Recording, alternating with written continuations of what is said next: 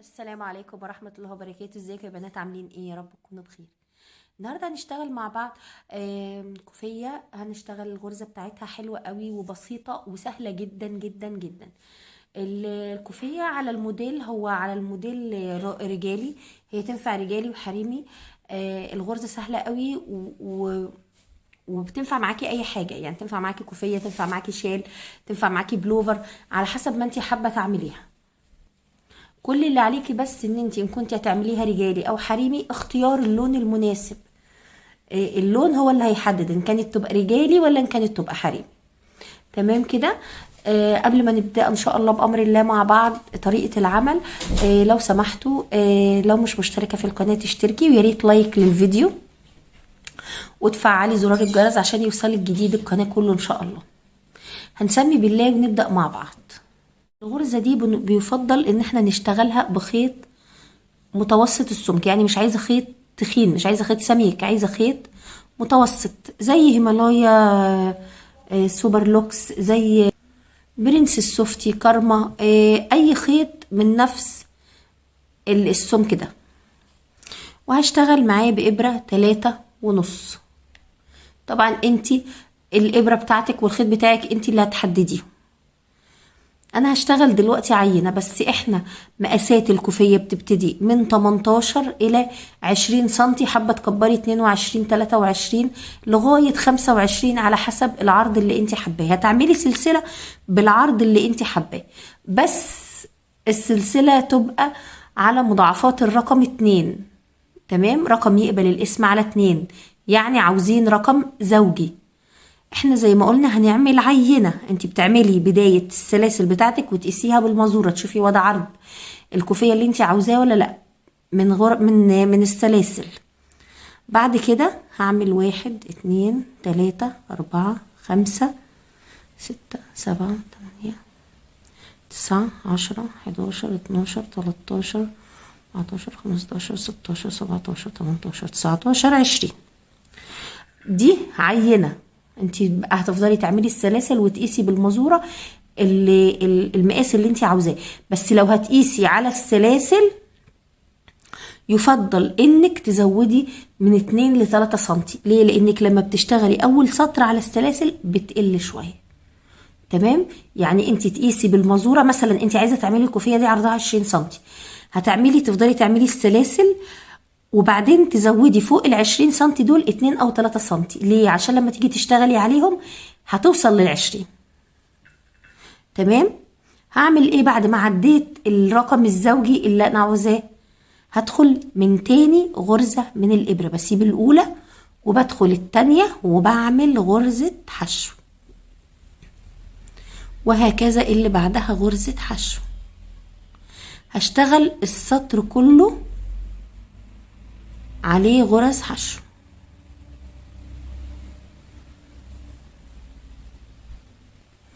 بعد ما اشتغلت عليهم كلهم غرز حشو اهو، هطلع سلسلة ارتفاع والف الشغل، واول غرزة هتقابلني هعمل فيها غرزة حشو. تمام كده. الغرزة اللي بعدها على طول هاخد لفة على الابرة وادخل واعمل غرزة كلاستر. ازاي كده؟ هاخد لفة واطلع، يبقى معايا 3 لفات. هاخد لفة على الابرة واخرج من 2، هيتبقى معايا 2. هاخد لفة وادخل تاني. تمام، بقى معايا 4 لفات على الابرة. هاخد لفة واخرج من 2، اتبقى معايا 3. هاخد لفة واخرج من ال3 مرة واحدة. كده انا عملت غرزة كلاستر من عمودين. بعد كده اللي بعدها على طول بدخل اعمل غرزة حشو. شايفين ابتدت غرزة الكلاستر تطلع الناحية التانية اهي، البابل بتاعتها اهي. بعد كده هكررها تاني، هاخد لفة على الابرة وادخل، بقى معايا 3 لفات. هاخد لفة واخرج من 2، وبعدين هاخد لفة وادخل تاني، بقى معايا 4 لفات. هاخد لفة واخرج من 2، بقى معانا 3. هاخد لفة واخرج من ال3 مرة واحدة، وبعدين اللي بعدها غرزة حشو. همشي طول السطر بقى على كده، واحدة كلاستر وواحدة حشو. كلاستر من عمودين، عايزة انتي تكبري تعملي اكتر من عمودين، تعملي مثلا 3 براحتك. تمام اهو، باخد لفة واخرج من الاتنين، بعدين اخد لفة وادخل، اخرج بقى معايا 4 من 2، وبعدين اخرج من 3 مرة واحدة، واللي بعدها على طول غرزة حشو. كمان مرة نعمل غرزة الكلاستر مع بعض اهو، 3 لفات، خد لفة من 2 واخرج، وبعدين اخد لفة وانزل تاني في نفس الغرزة، هيتبقى معايا 4 لفات اهم على الابرة. باخد لفة من 2 واخرج، بقى 3، اخد لفة واخرج من ال3 مرة واحدة. تمام يا بنات، واللي بعدها غرزة حشو. بصوا شكل الكلاستر باين ازاي. تاني مرة كمان اهو، غرزة كلاستر تاني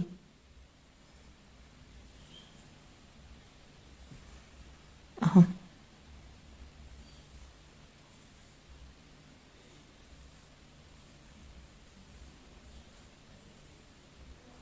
تمام كده. بصوا بقى يا بنات، بنفضل شغالين كده لنهاية السطر، واحدة حشو واحدة كلاستر، واحدة حشو واحدة كلاستر. هكمل السطر بقى ونرجع ان شاء الله مع بعض. بعد ما خلصت كل الغرز، اخر غرزة بتبقى غرزة حشو، زي ما ابتديت بغرزة حشو بتنهي بغرزة حشو. سلسلة ارتفاع، وبرضو اول غرزة بتبقى غرزة حشو، واللي بعدها غرزة كلاستر. تمام، هنعمل بنفس الطريقة فوق الكلاستر، هيبقى فيه كلاستر.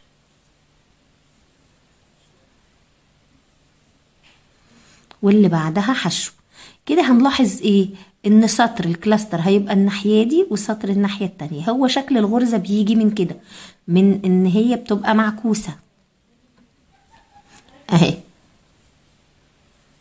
تمام يا بنات، واللي بعدها غرزة حشو. هو كل الشغل بتاعنا او الكوفية بتاعتنا كلها هو تكرار السطرين دول، او السطر هو سطر واحد، تكرار سطر واحد، سطر واحد بس، غرزة حشو وغرزة كلاستر، غرزة حشو وغرزة كلاستر. واللي بعدها غرزة حشو. انا عايزة اوريها لكم شكلها هيبقى عامل ازاي بعد ما نشتغلها كذا مرة. واللي بعدها حشو. بصوا الشكل هنا شكلها عامل ازاي، ومن الخلف عاملة ازاي. هنخلص السطر ده، احنا كنا وصلنا هنا الحشو، ونعمل اللي بعدها كلاستر.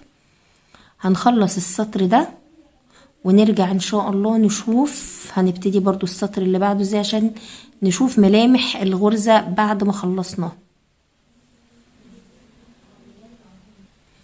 وصلت لاخر غرزة يا بنات، وزي ما قلت لكم بنبه تاني، اول غرزة واخر غرزة بيبقوا غرزة حشو، بداية السطر ونهايته حشو. بصوا الناحية التانية، هنطلع سلسلة ارتفاع، واول غرزة زي ما قلنا غرزة حشو، وبعدها هيبقى كلاستر.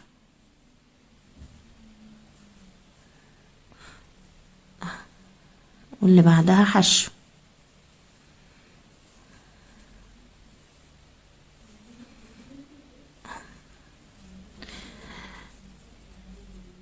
علشان مبقاش برغي كتير، عايزة بس ايه اوريها لكم لما تكبر شوية اهي.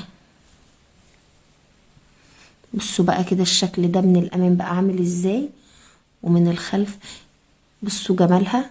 حلاوة الكوفية دي بقى ان الوش هيبقى زي الظهر، هتتلبس على الناحيتين، ملهاش وش وملهاش ظهر، بيبقى شكلها حلو قوي، وشكلها بيبقى راقي كده. انتوا بقى زي ما قلت لكم تقدروا تعملوا الغرزة دي في اي حاجة، تقدروا تعملوها كوفية، تقدروا تعملوها شال، تقدروا تعملوها في بلوفر، اي حاجة. بس خلي بالكم اللي علشان غرزة الكلاستر بتسحب سنة خيط، بس هنا هتفيدنا في حاجة ان احنا عاملينها كلاستر بلفتين اتنين، يعني الخيط اللي هيزيد حاجات بسيطة خالص، مش كتير. تمام، مش هيزيد خيط كتير. بس اعملي حسابك انك مثلا لو هتشتغلي او في العادي بتشتغلي الكوفية ببكرتين خيط، خليهم بكرتين ونص، هتجيب بكرة زيادة احتياطي علشان زيادة الغرز، زيادة الخيط قصدي. بس كده. فشوفوا بقى ايه، لو في اي سؤال حابين تسألوني عليه، لو عجبكم الفيديو طبعا ما تنسونيش باللايك، وتنسوا الكومنتات، وما تنسوش الكومنتات الجميلة بتاعتكم اللي بتدعمني عشان بتفرق معايا قوي قوي قوي قوي قوي. ولو في اي مشروع حابين ان احنا ننفذه مع بعض قولولي، وان شاء الله بامر الله نعمله مع بعض. واشوفكم على خير، والسلام عليكم ورحمة الله وبركاته. وقبل ما امشي وقبل ما اقفل، بداية الغرزة حشو ونهايتها حشو. مع السلامة.